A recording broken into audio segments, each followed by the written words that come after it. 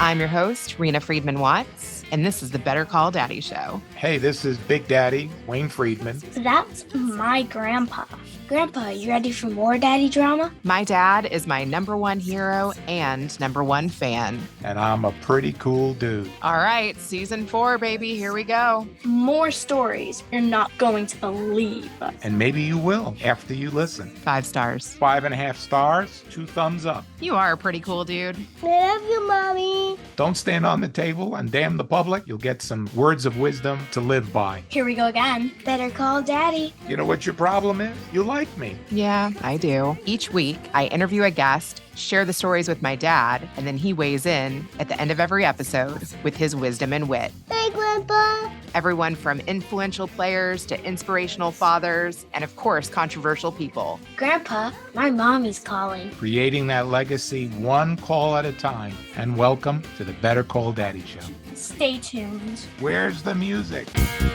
Better call Daddy cause he knows you best. Better call Daddy cause he's bringing the test. He sees possibilities. Such possibilities. Better call Daddy, he'll be by your side. Better call Daddy, you're the apple of his eye. He sees all that you can be. All that you can be. Today's guest is a real-life maverick. Mazi Keyghobadi compares battling muscular dystrophy to flying through turbulence. Today's story is full of grit, heart, and fatherly insight. He's not just fighting for his son, he's transforming himself and the muscular dystrophy community. Mazi, welcome. In preparation for today's interview, I rewatched Top Gun because I wanted to understand the connection between muscular dystrophy and Top Gun. Let's start there. Sure. So I think what really resonated with me when it comes to the movie is, trying to pull something impossible, but you're not doing it for any other purpose than the love and also protection for who you love the most, correct? In our journey, of course, it's our son.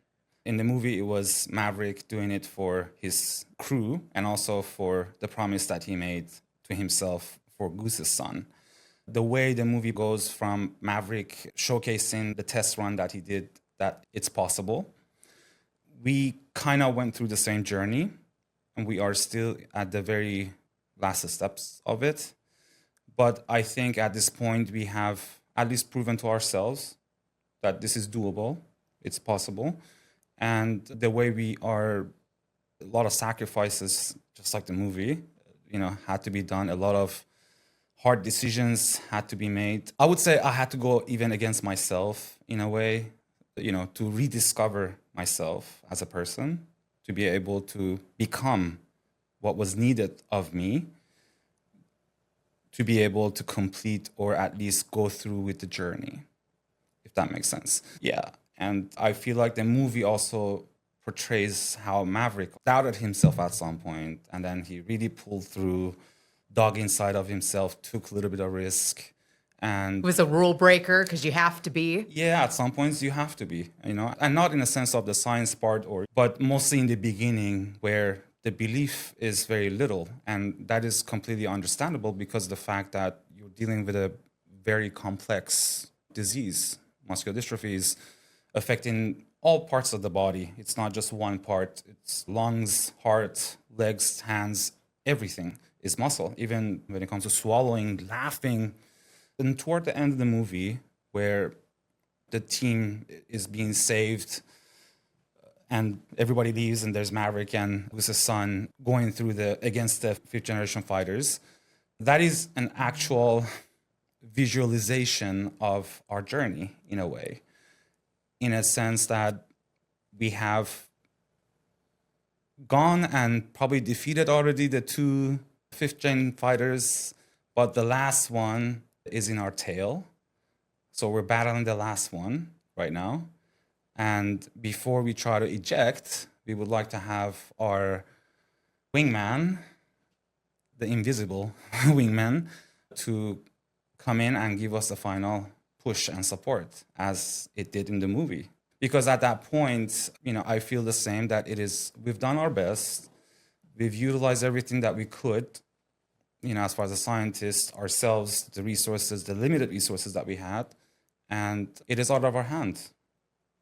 Talk about when you first found out that your son had muscular dystrophy, how you had no idea what that even was, and how you've had to become an expert at communicating what that is in order to try to save him and go on this journey that you're talking about. Sure. And so prior to finding out about muscular dystrophy, how my son has the deletion that he does, I had no idea what it was. Probably remember reading about it somewhere in college, and that was that.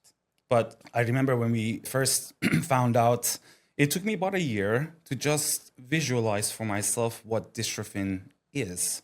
Because when you Google dystrophin, it gives you this really complex drawing. There's no picture, not an actual picture that you can see under the microscope what dystrophin really looks like, right? So they do these drawings and they explain different parts of it and how it functions.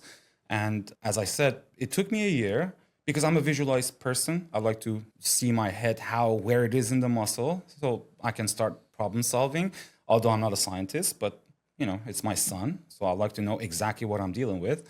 But it's very complex, like I said. It's something that also has many different areas that are interconnected. And that's just to know what this dystrophin is and what happens when there is a mutation in the gene that produces dystrophin. And then once we found that out, of course, then I had to again study and study and study just to understand and can keep up with the simplest conversation with the scientists. We're talking about extremely high level individuals. And I think by the time, I would say about a year ago or 2 years ago was the time that I felt like, I know at least enough to be able to simply just hold a conversation, right? To just see where things are moving. That's about it. So yes, it is a very complex disease. It affects everything. And it's been a tough journey understanding the disease and all the complications that comes with it over time. Because first you have to understand the disease itself, what it does in the body, what dystrophin does, and then what the mutation does. And then there are different type of mutations. You have deletions, nonsense mutations, duplications, and stuff like that. And then each one of those mutations also have their own sets of issues that comes. Not every mutation has the same symptoms. So you're dealing with something that, for instance, my son has a 17 to 44. It's an in-frame deletion, but Tushar's sons it's 8 to 25, and it's out-of-frame deletion. And that's day and night right there, although his is more severe. And that's how complicated this disease is. So it's a very unique situation because you have a very large gene that can have God knows how many possibilities of mutations that can happen in such a large gene. And each one of those mutations behave differently. So you cannot create one or two drugs that would solve the problem for everybody. Even what Tushar is developing, for instance, for his sons, are not going to help my son. However, all the elements or different players in the picture, in that roadmap of the research, will definitely benefit my son and other people. And we do share one part, which is once mutation becomes in frame, basically what we're trying to do is we're trying to get boys to become similar to Lukian's type of deletion. And once he gets there, although the deletions are different because the number of exons missing in my case, in Lukian's case, is a larger amount of compared to what Tushar will have. Basically, the road to success is to take it one step at a time. So if you're in the very bottom of the list when it comes to the severity, you have to take little steps. So he's taking a step to get his sons to where I am. And then once he gets there, now we're in the same boat and we try to get our sons to where I want to get, where he can walk and he can have a normal life at least. It might not be perfect, might not be able to jump and do all that crazy stuff, but the future looks very bright based on what is happening. Can you tie that back to the Top Gun reference? On the meaning of the research, Meaning when you team up with other fathers that are going through what you're going through, then you're able to fight together. yes, of course. So we had a conversation actually with a gentleman from Cure Duchenne. Yes, you were just at this event. I want to hear about this. Sure, yes. I'm going to explain this and then I'll tie it up back to the Top Gun. There's a gentleman, his name is Doug Levine. He's a PT, a physical therapist, and he's part of a Cure Duchenne. He has been a physical therapist since he was 2.5 years old. He lives in Austin.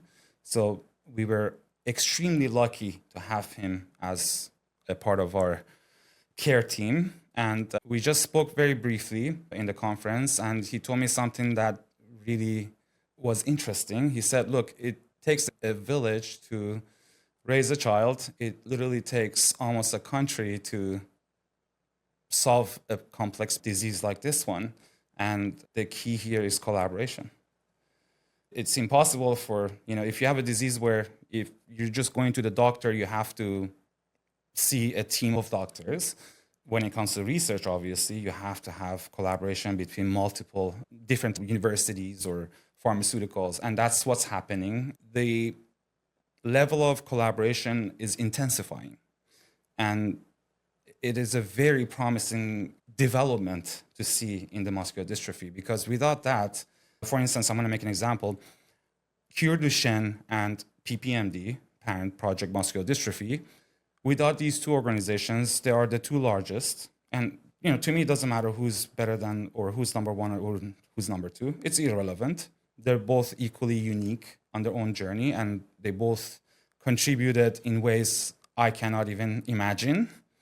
They laid the foundation for us.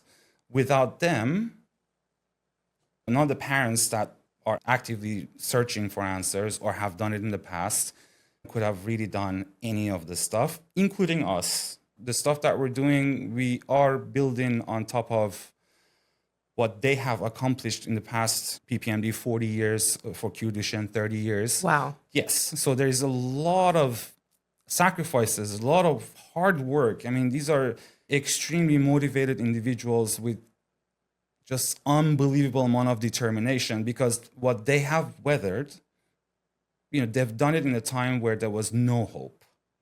How do you go from finding out your kid has muscular dystrophy to getting a care team and starting an organization and going to these events and collaborating with other families and scientists? Because you went from literally knowing nothing and having to research even what this means to really having to fight and take action. Because if you don't fight, then you quit.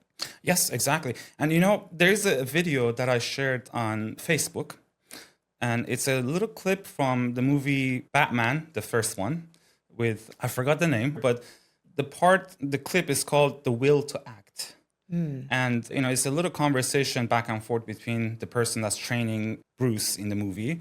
And at some point, he's saying, what happened to your parents? It was your father's fault. And he's like, Bruce says, well, if the man had a gun.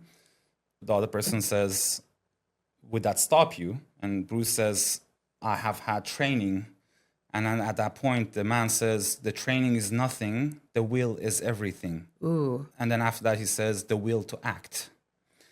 So if I want to really put it simply, I think what really keeps you from the very beginning to go from scratch, not knowing what the disease is, to the point where you're doing research, we just go after it. Yeah. But in order to do that, I feel like the most important part is the will. That you just have to keep going no matter what. And when you have that mentality and you remind yourself of that mentality, you would change yourself if yourself is the issue and is getting in the way of research and moving forward. And I am very grateful. I have improved, as I said before, as a person, as a human being. I have put all my past beliefs and all that stuff, they just broke down in a way of, I would compare it to ego death.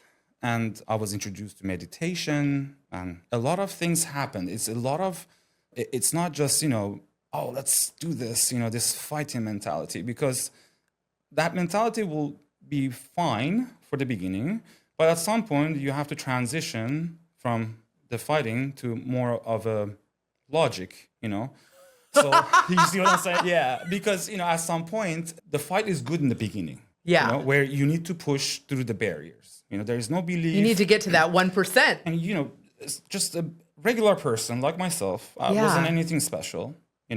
Going and trying to do that, it takes a lot of fighting mentality to do that. But then the transition was also a little bit difficult, because once you're in it for a year or two, it becomes a part of you. So it's like a soldier that comes from the battle now tries to attend a seminar. In the beginning, you might scare a couple of people with the way you talk or the way you look, But at the end of the day, you adapt. We understand that we don't expect the science community to adapt, or even other organizations, so we adapted because that was necessary. You do what is necessary, what it takes. It really is, because, of course, when you surpass certain milestones, then it becomes easier, because now you have some stuff in your hand. If you go back and look at some of the podcasts that we did in the beginning, we were in a very early stages, but we went from that to where we are today quite rapidly. It's only been like a year. So let's talk about some of those milestones. Sure. If you want to ask me a question, or do you want me to just... Tell me what sticks out. Like, what have been some of those milestones where we're like, okay, we're making progress here? The milestones came, I would say, in 2022 or early 2023. The first thing was scientists. We needed to have scientists, advisory board, because without them, we can't really make any decisions. We don't know much. Getting the scientists was not that challenging, but it required a little bit of bravery and risk-taking. Yes. You have to do it in the sense that you're dealing with top of the top when it comes to muscular dystrophy. Scientists in muscular dystrophy, these are very special individuals, if you ask me. The field and the level of research is so complex that not everybody is interested to go into this field. And there's so many different elements are involved as well. And the first thing for us was to be able to get the scientists, take the risk, but not scare them away, not look crazy. And we somehow managed that. Although at some point I pushed my luck a little too far, and it was almost backfiring, but we managed it, because these scientists also, I cannot stress enough how the people that were connected to, their level of consciousness, they took a risk on us, on me and Tushar, two parents, nobodies, and all of a sudden we're coming to the best of the best in the world, asking them, hey, could you join our nobody or organization?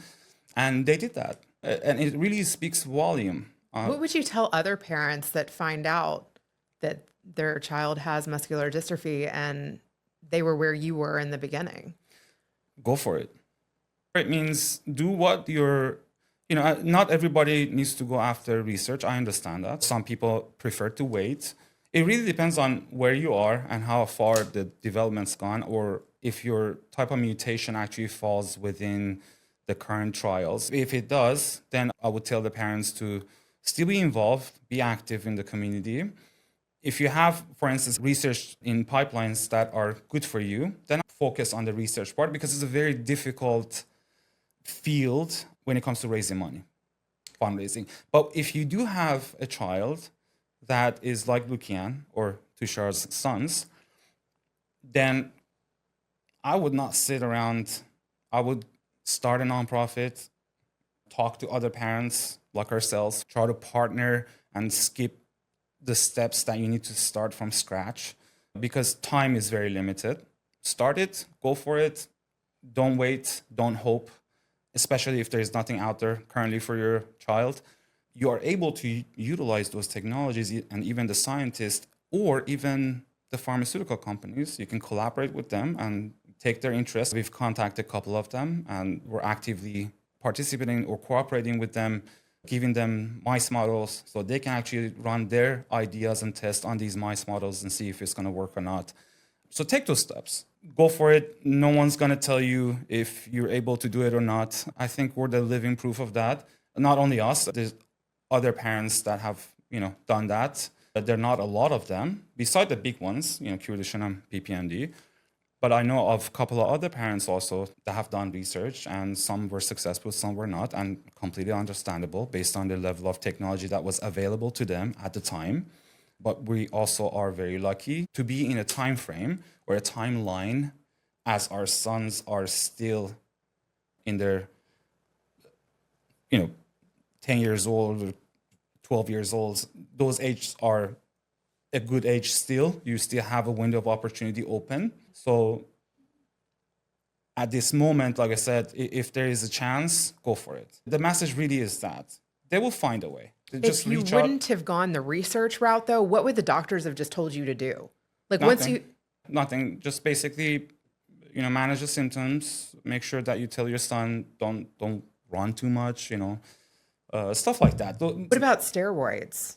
The steroids are, they're fine. There's a lot of that going on right now. Right. But at the time that we got the diagnosis, there was none of that. Or at least they were in the pipeline, but they were not really becoming an effective side treatment or side symptoms, managing the symptoms. But those things are not even close to actual help. Again, there are medications that are developed already, there are a number of them, that are better than, they took the steroids, or at least the functional part of it, and combined it with other elements that helps preserve the muscle, at least for the time being. They're working really good. But if you have a deletion where there is no actual research pipeline for it, because you fall within the beginning of the deletions, or the mutation falls within a less crowded population of patients. Like you were saying, there's only one other child in the world that Correct. has the same deletion as your son. So why would one of these pharmaceutical companies want to do a research study with something that's so rare? Because there is no, incentive, basically. And there's a responsibility also for those pharmaceuticals and the nonprofits that are supporting them to have more impact, or a broader impact. So are there deletions that are more common? Correct. Yeah, there are deletions that fall within what they call a hotspot or hotspots. Those are the deletions that most of the concentrated research are first on those areas. And then as those deletions or mutations, the different mutations, are being developed and being perfected, then, of course, the pharmaceuticals will slowly move down to the less common.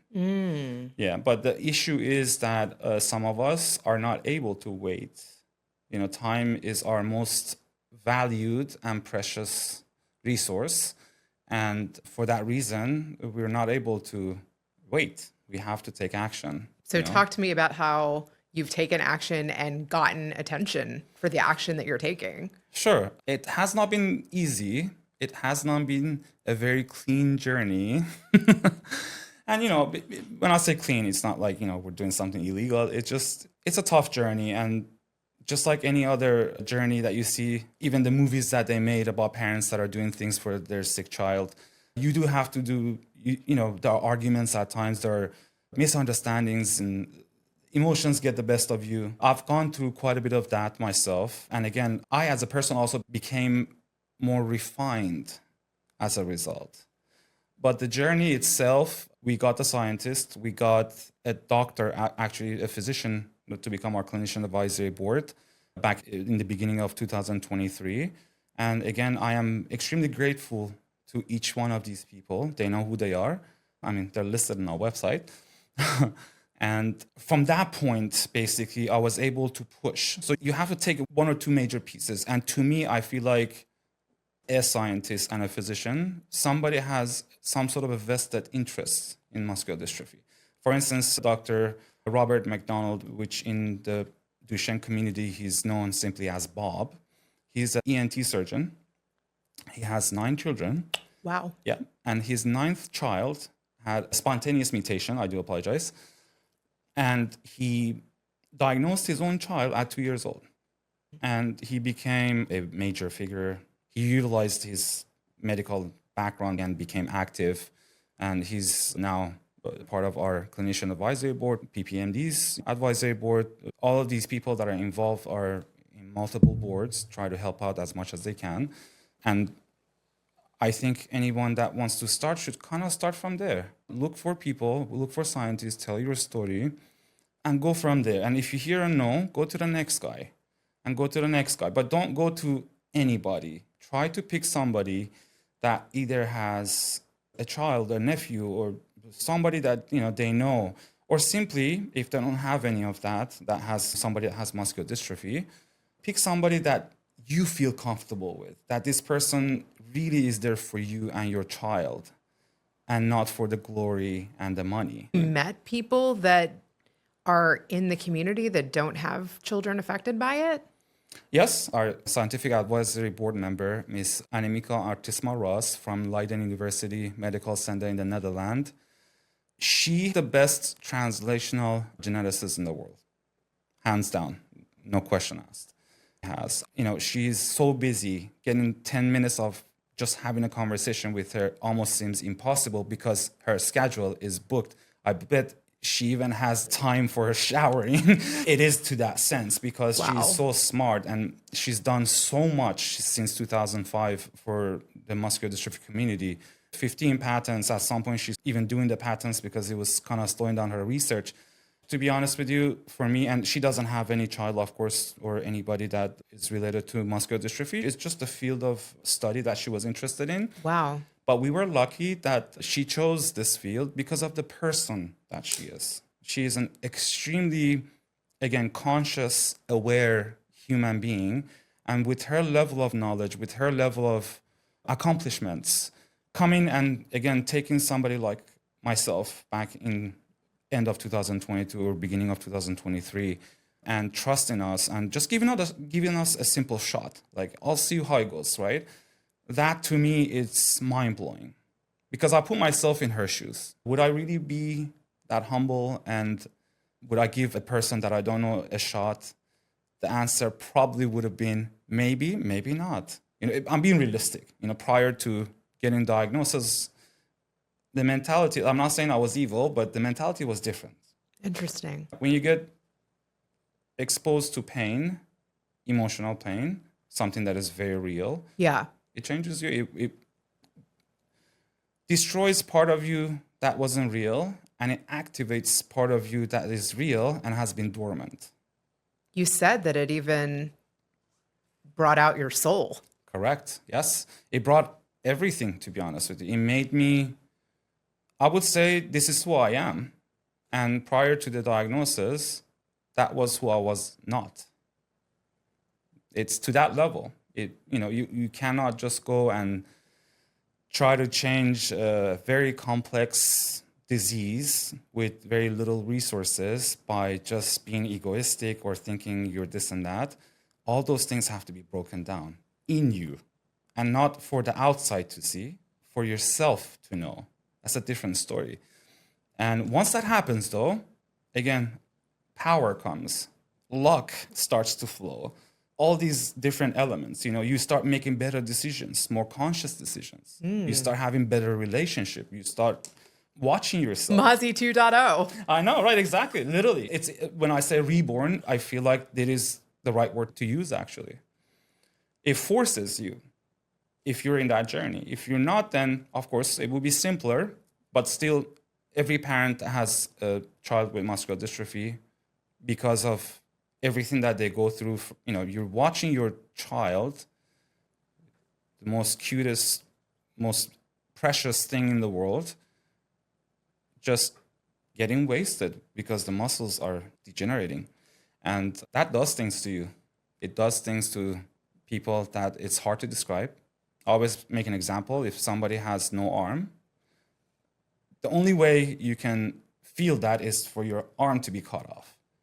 Otherwise, it's very hard to describe, for somebody to come and says, let me explain to you what it feels like to not have no arm. It's very difficult. Most likely, you're not going to understand. And again, those things are okay. They're not an issue. But then when you calm down and the dust settles, you understand like people have their lives. They might not understand. I don't understand somebody that, for instance, has lost a child. So I'm in no position to even judge them or say anything about them. And I understand that now. And I feel like other people are the same. Not that they're not in a position, they just haven't had that experience. So we try to just raise awareness. And the other thing that we try to educate the public is to be more considerate of the parents that are dealing with such a devastating day-to-day, hour-to-hour disease. Have you talked to your son about it? Yes. So he knew from, I would say, 3 years old. We told him very cautiously, in a way, because we wanted to make sure that we don't associate feelings with the reality that he has something that is different than other children. And that's what we told him. We said, look, your muscles are like this. Other people, their muscles are different, but you had little mutations. And of course, he wouldn't understand any of that. I think it was about 6 months ago that he's 8 years old now. In October, he turns 9. And I had that conversation with him. I feel like he's ready because since he was born, I was always very logical with him. It was never, I try to tell him the truth and show him the world as it is rather than a fairy tale. Because I feel like if you see the world as it is, you can still be happy and still deal with it rather than complain, why is this like this or that? And he took it really well. I told him where we are. I waited a little bit, of course. I wanted to tell him at a point where I knew there is a higher chance of success or there's a high chance of some sort of accomplishment. Because, if you say, oh, we're doing this for you and it looks very promising and then it doesn't happen, the level of devastation in him, the psychological damage will be at times irreversible. Because that's something, he would start Googling. He's getting older, he knows how to use the phone now. So I don't want him to get excited and start looking at things and then all of a sudden come back and say, well, you know what? Sorry, that didn't happen. But at the time that I told him, it was the right time. And he was surprised. So why did you not tell me? I told him and I explained it. I said, your brain just wasn't able to take it. Your brain is still developing. And he understood it in that level somehow. Smart kid. Yeah. Like I said, because we always had the logical conversation. And because I was doing this stuff for muscular dystrophy, and as I was going through the changes myself, when it comes to refining my own personality and fixing my own shortcomings, it helped also raising him in a way that he also understands more as a result. So it had a positive effect on him. Do you talk to him about your shortcomings? At times, yes. I tell him, because it's reality. You have to talk about reality, but I do tell him how I fixed it because I want him to understand that if there is something that you lack or you don't know, it can be fixed. And I want to showcase it rather, I want to say it and then showcase it. Look, you remember this one? I fixed it. Good. Parenting is tough. It is very tough. You know that. And it really is. Did your parents ever do that? Did they ever work on their shortcomings and share that with you? I know that your mom and grandma were very loving. No, I think they were too loving to do that.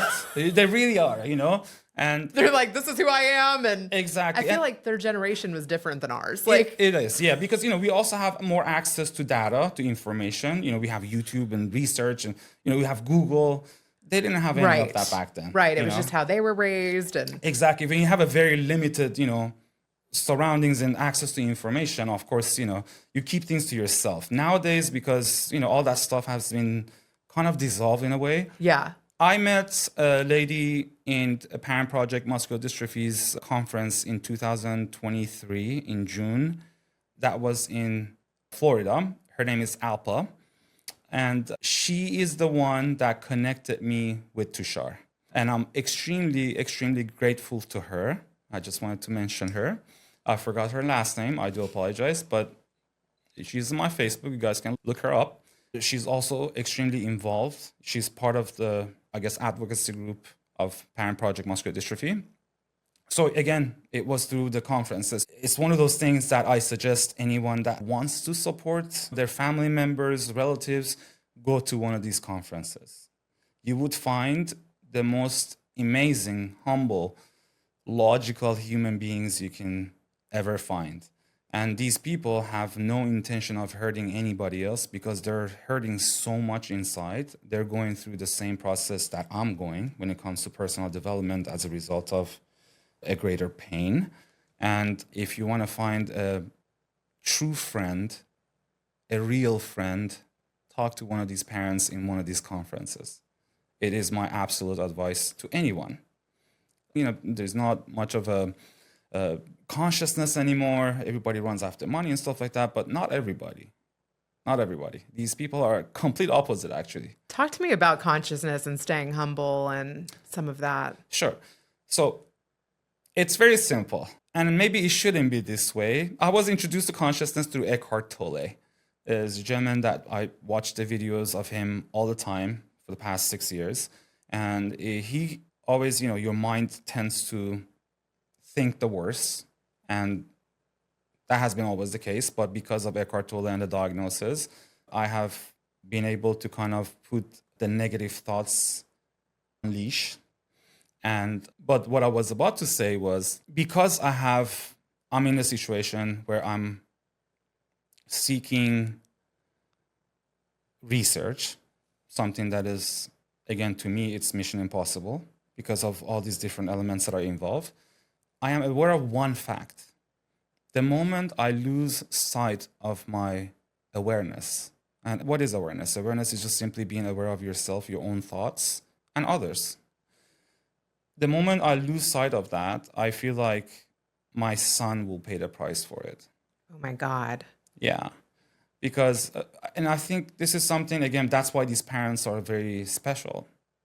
Because you always, you can deny it all you want, people might, but the truth is, it's always in the back of my mind. I watch what I say, I watch what I do. Even if I hate somebody, I still go back and apologize, because I know there's a direct relationship between. He needs you. Yeah, he needs me, and I need myself, and I need the others. And once you start becoming egoistical, or you think that, oh, I did this, I am special, say goodbye to your son's research. It's pretty much the model in my head.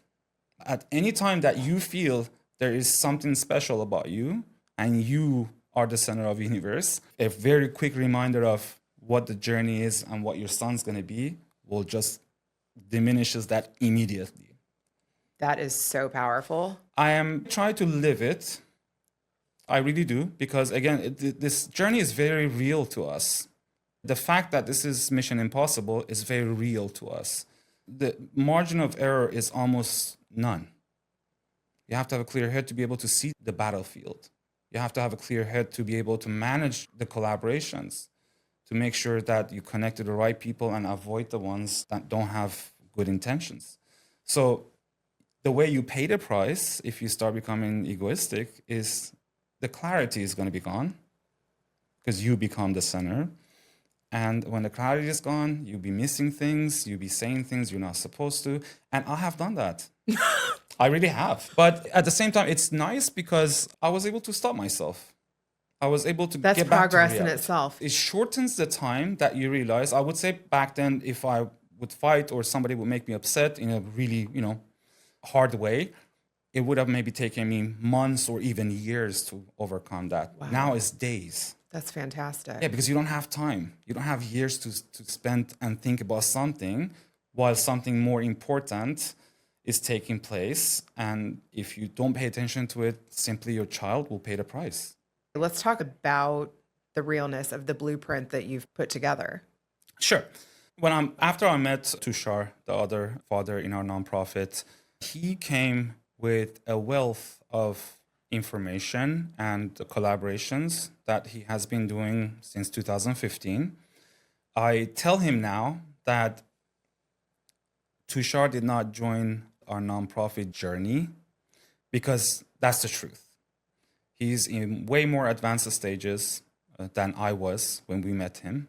Even Animika, our scientist that I was interacting with since late 2022, he has been interacting with her since 2015. Oh, wow. That's correct. And, it's been not through a nonprofit, but individualized because he wanted to educate himself.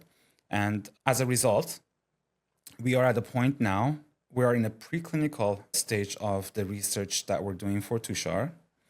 And what we're planning to do is simultaneously, as we go through the process, we are developing or documenting all the different stages. And then we plan to represent or make available to other parents those steps in preclinical, then going from preclinical to clinical, which requires FDA approval, and then the clinical stage. So we're planning to make that into a very simple blueprint. Simple has nothing to do with it, but when I say that means more comprehensive, something that is not that much of a black box. Because even Tushar and I, until 6 months ago, the picture wasn't complete. There was another gentleman that came through and he helped us with the regulatory, basically FDA guidelines, and he introduced to us the N of 1 or N equal 1. He told us, look, if you want to go and not get stuck in the FDA because you're not really developing a drug, you're doing research for your sons, use the N of 1, and then you can duplicate that N of 1, although N of 1 means basically research for one. That means the subject study is only one person. And when you have that, there are pros and cons. The pros is FDA does not need to hold your application for 5 years because there's only one person, basically, that they need to make sure the research is good and is safe. So it will be from years to months, going from preclinical to clinical. And that's very crucial for us. So we saved a lot of times, and that itself is very important. So we plan to copy that model and make it available to other parents also that are in a time crunch. The pro is the saving time, going to clinical trial and getting dosed. The cons are the fact that if this is only done for Tushar's sons and we're not able to utilize this for anybody else, then no donor will come in and give you $2 million, $4 million for a study that's going to only affect 2 people. And that's where we used our innovation. And we thought to ourselves that, the idea was to share the data and research live as we go. Yes, because we don't intend to hold data or ownership to any of the stuff that we do. If we have ownership of anything, it has been given to us. We did not ask for it. And we do have ownership of the mice models that are being developed with the Jackson Laboratory. And those ownerships have been offered to us by Leiden University Medical Center. And that, again, speaks volume on their mentality. They didn't have to do that. It's a joint ownership. They felt like it's good for us to have control over some aspect of the study, so that way, in case we end up participating in any type of other collaborations, we won't be excluded from our own study. And that has happened before. And I'm not going to get into it too much. It's something that's been solved in a way in the muscular dystrophy community. But the fact that they thought of it and they provided us that little assurance, again, speaks the level of consciousness, the level of humane beliefs that these people have, and they are the best of the best. And again, you have to be really connected to the universal forces to think that level when you hold all the keys. And you don't have to give any of them away, but they did. And we are extremely, extremely grateful to them. But on any other areas where, we don't need to have, or we have the chance to have ownership of part of this stuff, we're not going to do it. We are an open platform. We said it in our website. If you go to the homepage of our website and scroll down, you see the contents.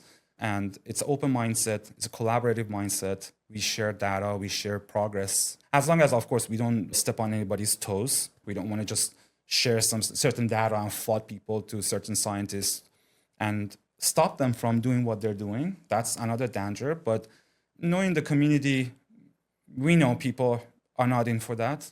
There's a profound level of understanding and respect between the parents. There are different beliefs and stuff. still, but I feel like, especially when I go to cure Duchenne or PPMD, parents really do put their differences aside and kind of become unified, because it is a fight that really requires that. I have a question. So, what is the probability of a cure? If you do this study and it works on the mice, are people going to do this right from the mice to a child? Our basic current pipeline, which is for Tushar, we have an idea based on the data that we dug in that are available freely in Cure Duchenne and PPMD registries. We looked at the data from a couple of people that have 6 to 18 deletion, which is an in-frame. And what we're trying to do for Tushar is to take out exons 6 and 7 and connect exon 5 to 26. Because 6 to 18, that means 5 is connected to 19, is stable, meaning that, remember what we discussed, if you have, this is in frame, this is out of frame, right? Because these two connect to each other, so what we call spiders that reads the frame all the way to the end and produces a protein is able to continue, or maybe you can even compare it to a railroad. The train can continue, and the railroad is the gene map, basically. But in the case of Tushar right now, 7 does not connect to 26. We're trying to cut 7 and 6 because 5 is the only one that connects to 26. Even 6 doesn't connect to 26. Because we looked at the data from 6 to 18 and we saw, because 6 to 18 is connected like this, so 6 to 26 will be connected like this. The probability of 6 to 25 being a functional and stable protein when it's in frame, because if it's in frame, it doesn't mean necessarily that you're good to go. You can have connection like this, but because you're still missing that little chunk might be so important that still might make more damage and still have the same result as Duchenne. But we have to know somehow. There was some other test that was done close to this area, but we looked at the data because, again, 6 to 18, we're trying to get to 6 to 25. 6 to 18 is stable. That almost guarantees 90% that 6 to 25 will be stable too. So if you connect the 6 to the 18, it fixes things. Well, no, 6 to 18 is somebody that has that mutation. And that mutation is stable. It's stable. And when I say stable, it doesn't mean that that person is perfect, but it's a lot milder case than what Tushar is going through. The difference would be, let's say if his kids are 10 and 13, they're non-ambulatory on wheelchair. The difference would be they can walk until the 40s and 50s. Oh my God. Just simply by doing this, correct. So that's a huge difference, but you have to test it. So we don't only rely on that data. We came up with an idea that was introduced to us by a dear friend and fellow scientist. It's too early, but it was gifted to us that you can actually do a little mice model using CRISPR-Cas9 and test the 6 to 25 end result. Because what we're doing right now with the mice model, right? We're going to create a mice model that duplicates the 8 to 25 deletion, what Tushar's sons have. Once we do that, we send the technology that we're going to cut 6 and 7. We send that technology, we cut 6 and 7, and then we look at the end result. We look at, if 6 to 25 that we just cut it, is it good or not? Instead of going that through the entire process, because that process takes about 9 to 12 months, we just create the 6 to 25, which is the end result, without going through the process. We do it in a very quick way. Because it's a mice, so the complications How many mice? Correct. And so on this one, you just create the 6 to 25 quickly and look at the end result. And if it's good, we continue with the study. If the 6 to 25 end result is not good, then we scrap the whole thing. Okay. And we go to option number 2. We have 2 more options actually lined up. The technology that we're using now is done by the universities, by one of the best clinician researcher basically in the world. The second and third option that we have in the pipeline are not from universities. They're actually from pharmaceutical biotech companies. And again, innovation comes to place. We don't limit ourselves only to research organizations. We also talk to biotech companies because they also have things in pipeline that are very promising. And we are extremely grateful to them for opening the door and basically saying, you know what, we'll give you guys a shot. I cannot take credit for any of this. Tushar cannot, because we have been given an opportunity, a fighting chance. At this point, in 2 months, I would say maximum 3 months, by September, we would know for certain. We already know, like I said, the 90% chance, because of the data that is available to us, we already know.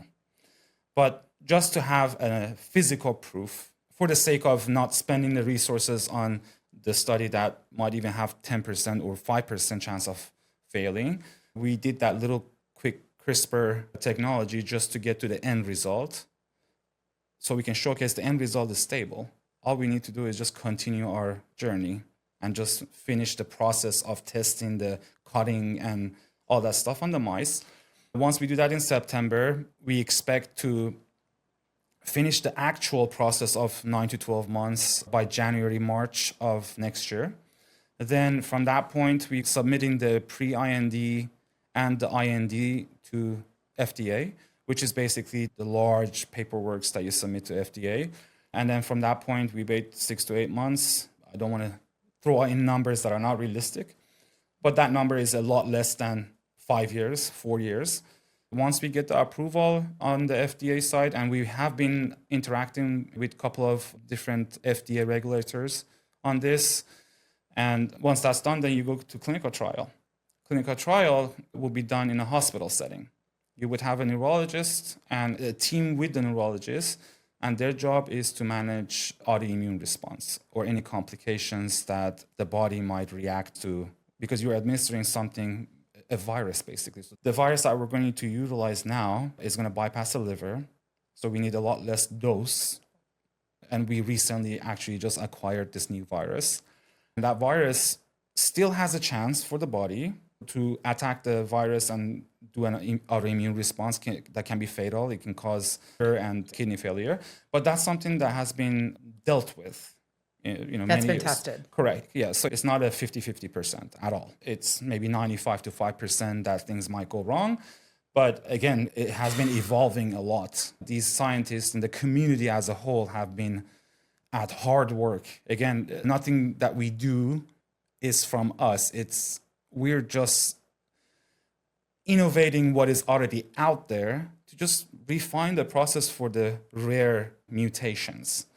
But I'm so glad we're documenting this along the way. You're really a part of some change. Correct, yes. And we are introducing certain innovations on our own. Like I said, testing the mice model prior to going through the whole process, that's an innovative way. That must feel like a big milestone.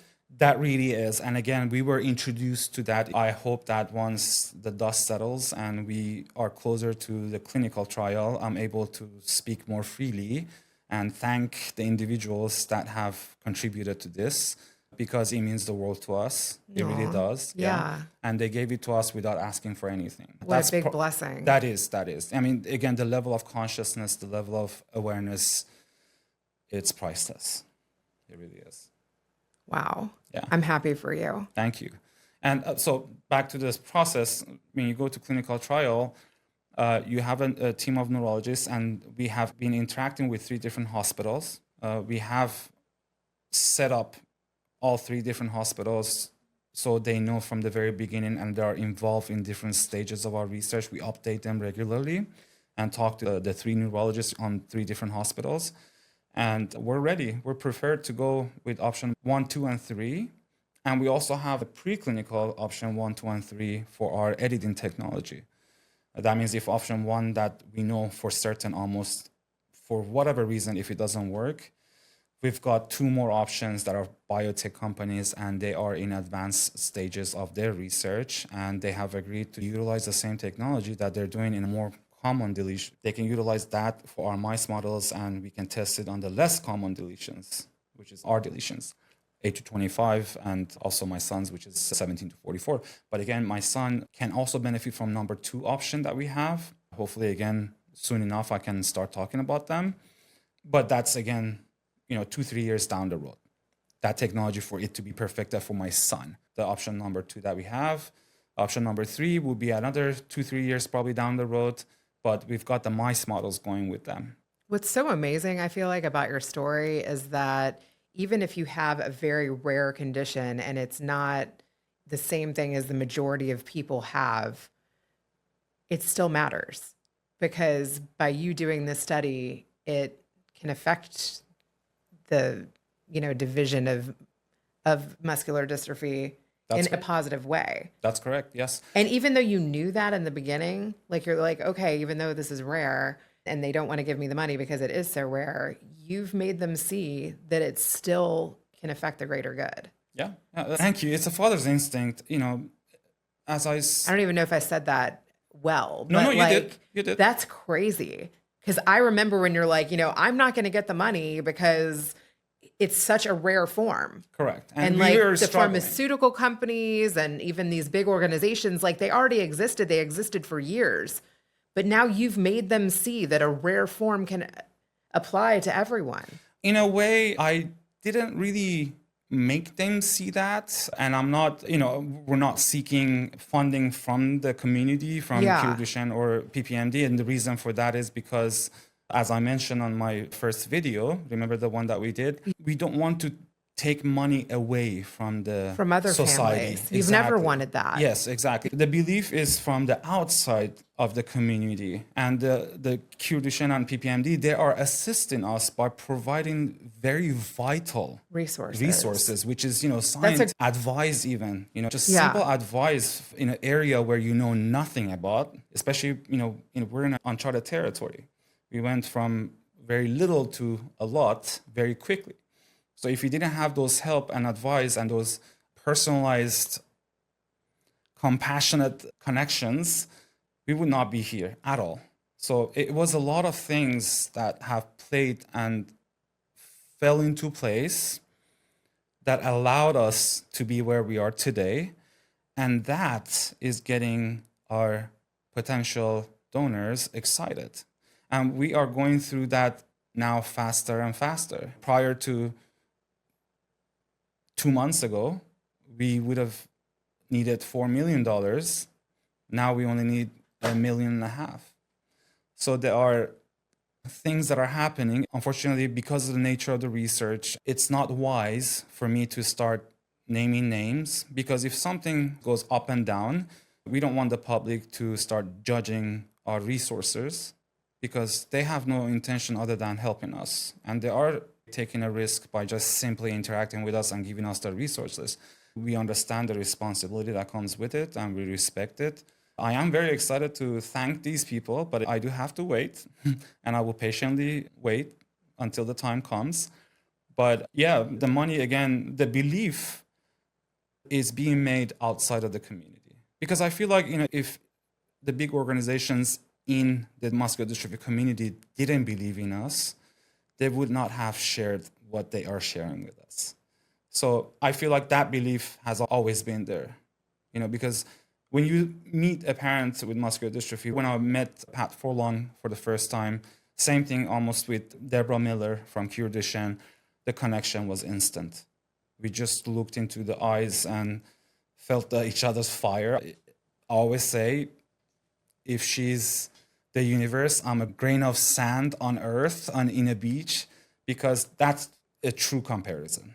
She's single-handedly responsible for $800 million total from 2000 until now, because they do advocacy in government. And that is the sole reason I am able to sit here and have this conversation with you. And we are fully aware of that. And we would never stop thanking them. Same thing with Kurdistan. These people are incredible.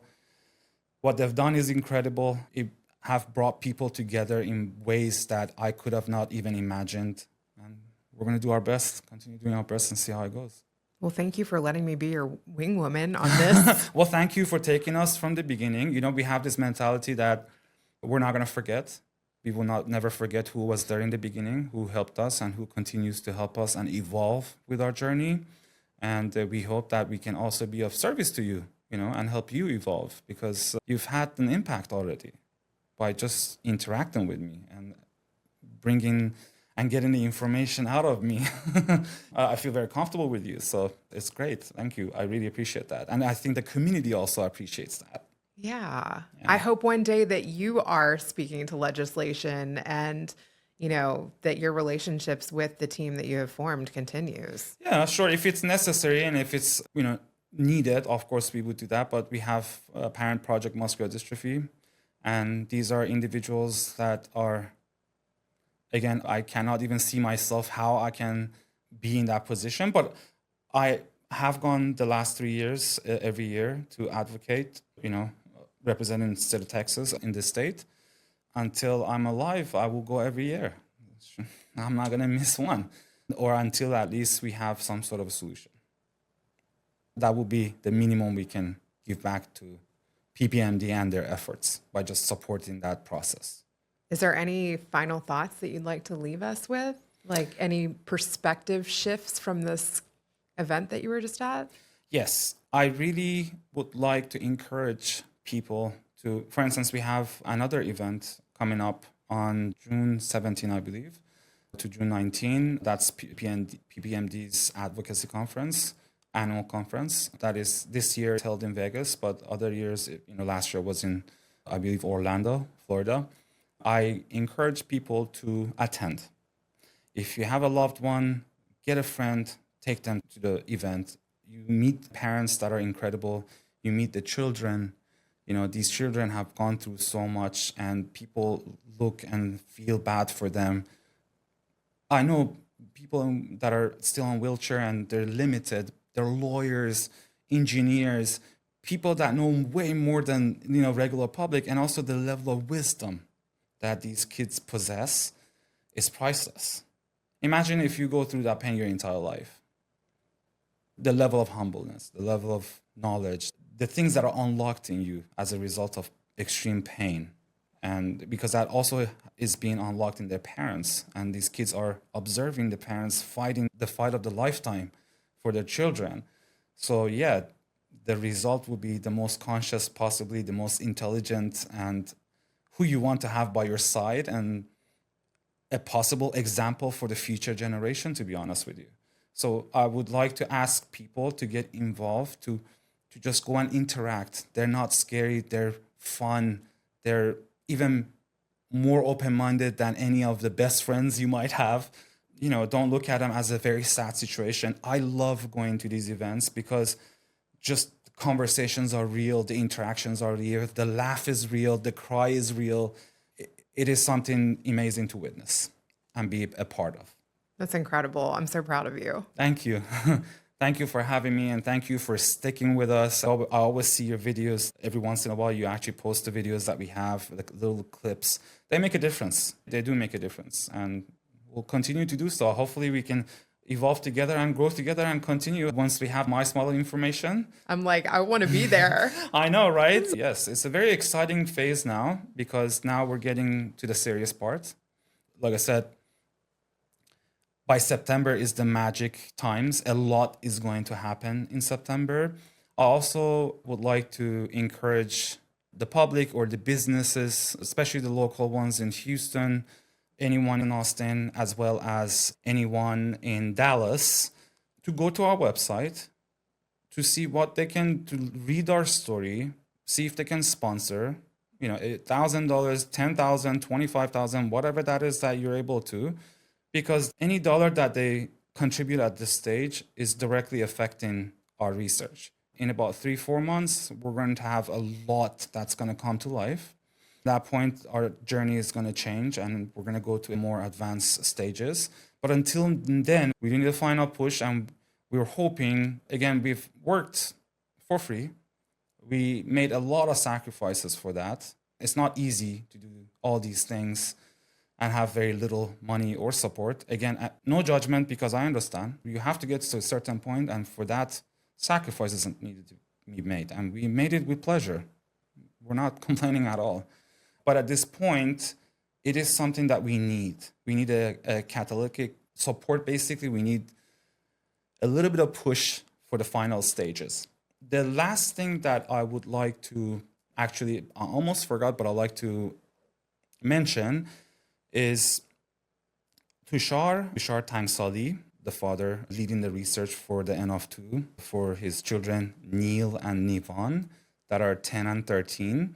Because they are on wheelchair, they have a campaign with Jet Foundation. Jet Foundation is another organization very active on multiple areas. One of the very, very active part that they have contributed a lot on the muscular dystrophy community is their wheelchair program. Basically, you need about $90,000 to get a van customized, for the boys. And what they do is they provide half of that money and they allow the family to raise the other half. And that serves the purpose of advocacy. By basically allowing the family to raise the other half, it's a very innovative approach, actually. They can, instead of giving all the money, they allow the family to do the other half because that raises awareness. And awareness is something that is important to us. We want people to know, we want people to even take a look out for this if they see symptoms, if they see the children falling down or continuously falling down when they're 3-4 years old. So it's a great way of raising awareness. It's a great strategy. At the same time, they help the parents to, get these really expensive vans, customize it. So the kids, because they drive to different places to see doctors, and they try to avoid airplanes because if they get sick and we have antibodies for the same AV virus that we're using, that will create complications. So the van is very important, and we have a deadline until October to get the $40,000 that is the goal for Tushar's campaign. As of right now, we have raised $12,000 out of that $40,000. We have not been able to raise enough. He's not able to travel a lot. He stays mostly home, so he would avoid getting sick. So he will not transfer that sickness to the children. The second reason is because he's very involved in research. He does not possess the time to go outside and do the advocacy for the Jet Foundation campaign. And of course, we have our own campaign that we have to advocate for. I am reaching out and I'm asking people to please help Tushar. The money that is donated to the Jet Foundation to his campaign go directly for the other half of the $40,000 that's needed. Our goal is October. We don't want to wait until the last minute and then try to frantically raise. I will provide the link of the Jet Foundation. I will send that to you. I will put that link also in our website under Soli's profile. And then I will share that link with you so it can be placed on the post. That is the part that gets us a little nervous, like I said, because we're fighting multiple battles. One is our own because we're operating without pay, so managing that is difficult. But that's okay, we're almost at the finish line. A final push from the public will be greatly appreciated. And the other battle is basically this campaign that we have not had much time to go out there and promote. It has a domino effect almost. Less worry about the Jet Foundation campaign will allow us to concentrate on the research more. At the same time, because that is such an important campaign, we want to raise awareness. We'd like to do things simultaneously. We would like to have a little bit of push, and I thought this is a perfect opportunity to do so and kind of introduce that. Yeah, thank you so much. Thank you. You've heard from my mom. Now, let's switch it over to Grandpa. This is really an honor that you continue to want to be with Reena's show, the Better Call Daddy show. And we definitely want to get your daddy's story out as it progresses. And your son is in the search of a miracle. He's not able to do it himself, that's for sure. And he has found a superhero, and that's you. And who would have thunk it? And